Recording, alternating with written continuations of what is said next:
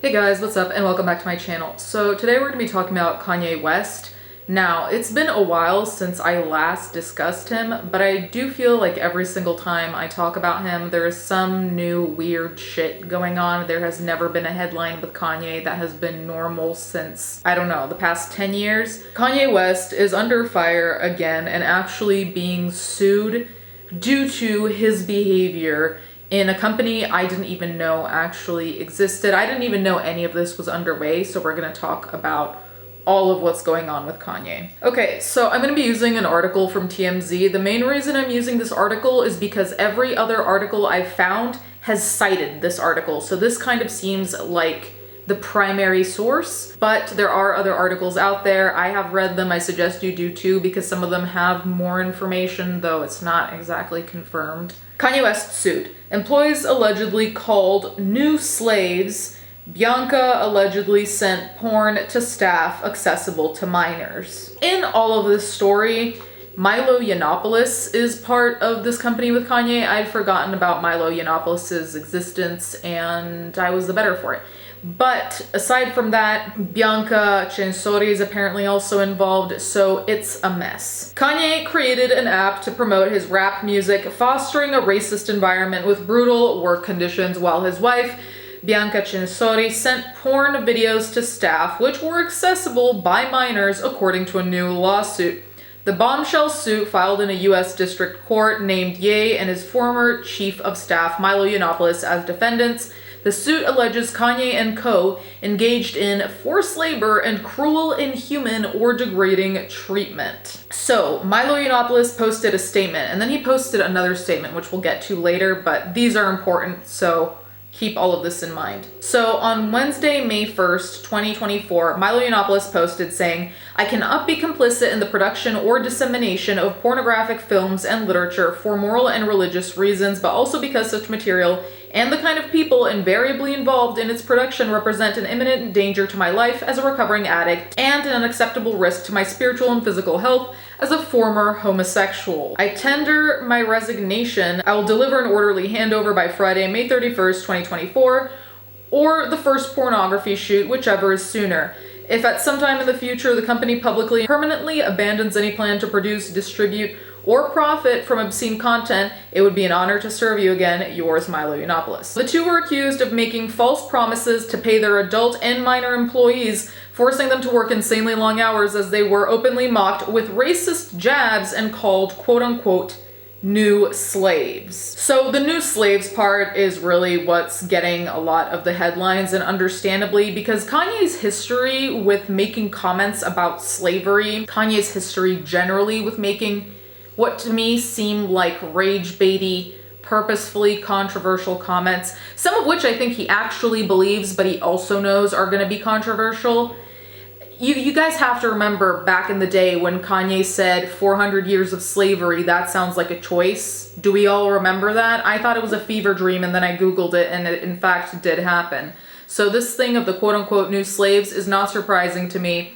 I would go as far as to say that Kanye's entire relationship with the concept of slavery is very weird to me, because it has popped up more than once and it's almost always been in a bizarre context. It's not been talking about slavery and the history and the ramifications. It's never an actual discussion about what's happened and the significance, the misery. It's always in some weird context where it's almost being put as a prop as opposed to history. That's my impression. Maybe I'm wrong. Maybe I'm misunderstanding. Regardless, I find it very strange. It all started in spring of 2024 when Ye decided to launch Yeezy Vision, VSN, I don't know, streaming service app to rival Tidal, Spotify, and Apple Music. The suit says Ye wanted to avoid paying those companies to promote his new albums, Vultures and Vultures 2. So he and Milo allegedly hired an international developer group comprised of several black members, which also included underage teens as young as 14. The docs say the employees mostly worked remotely, staying in constant communication with Ye, Milo, and their team by using digital and online communication applications such as Discord, Zoom, and Slack. In April 2024, the docs say Milo promised to pay $120,000 to the developer group after they completed the app if they agreed to the work conditions and didn't complain. But things quickly went downhill. The suit says Ye ordered all employees to sign non-disclosure agreements threatening to fire the minors and refusing to pay them if they didn't.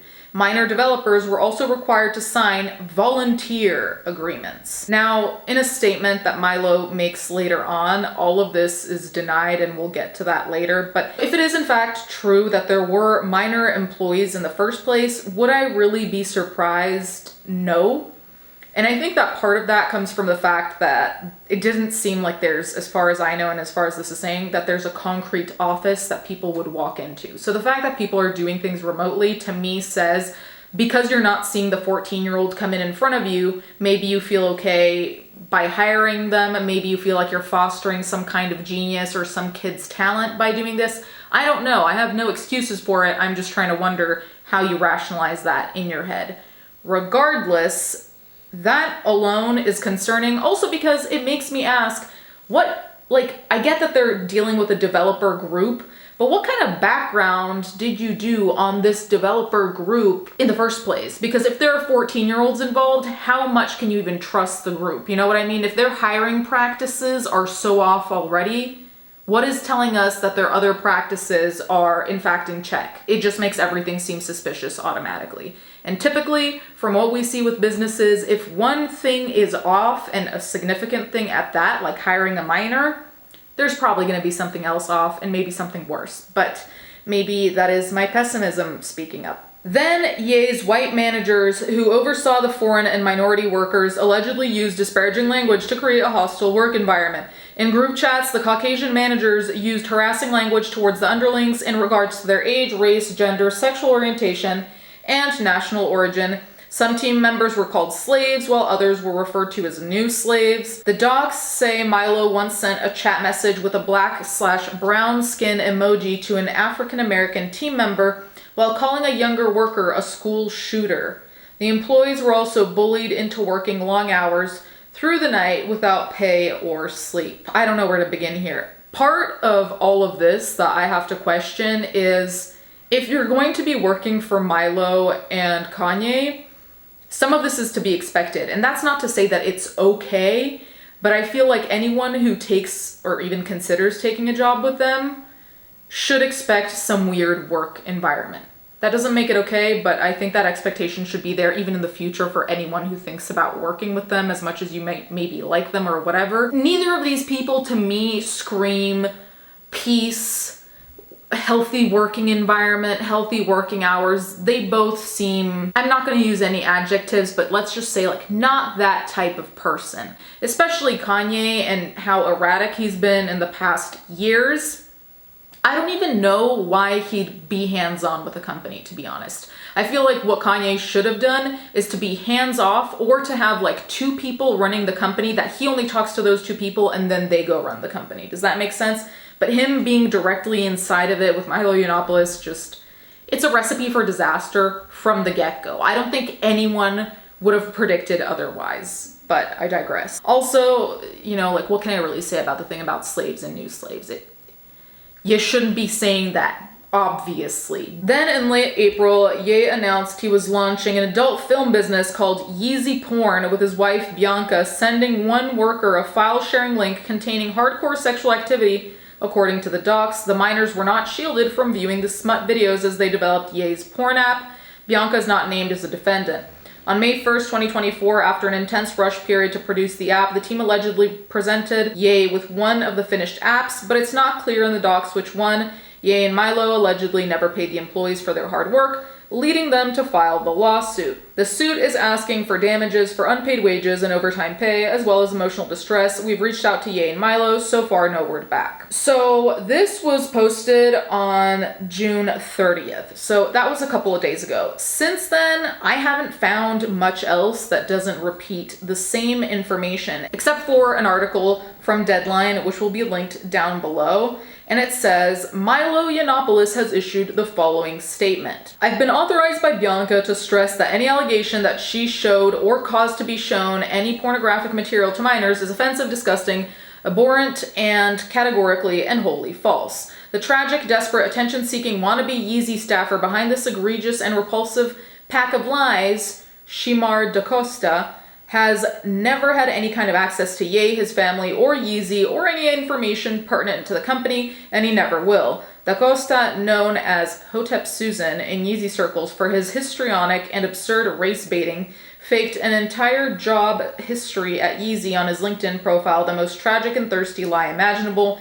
He claimed to be a lead developer for Yeezy. He never worked at Yeezy. Read my lips, he will never ever ever land a job in the company after telling such odious lies about the lady of the house. There's a simple reason Da Costa's clownish claim that minors were shown Yeezy porn isn't true and can't be true. Yeezy porn doesn't exist. I made sure of that by falling on my own sword and quitting over it.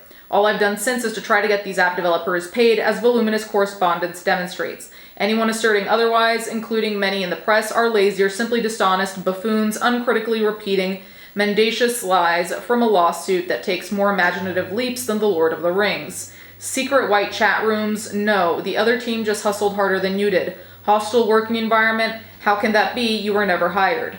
Minors working illegally? Give me a break. The only minors taken advantage of are the poor suckers roped into this lawsuit who have no idea what a pack of lies their names have been attached to. If anyone's taking advantage of kids, it's Shimar Da Costa and his bozo Instagram lawyer Ben Lockyer, whose area of legal expertise appears to be credulous African Americans with dubious causes of action.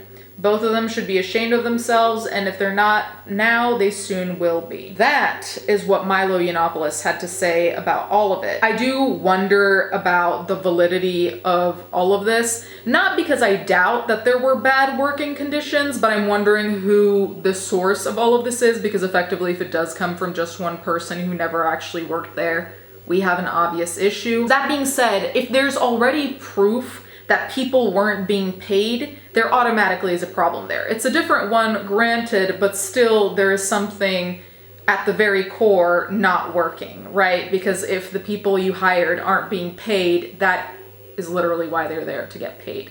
So there's that. The other thing I wanted to add is in Milo Yiannopoulos' response, he referred to white-only chats, and that's what's interesting about all of this, is that there's a very thin line seemingly between what's quote-unquote true, and I say quote-unquote true because at the end of the day, we don't know, there's no proof out there that I've seen anyway.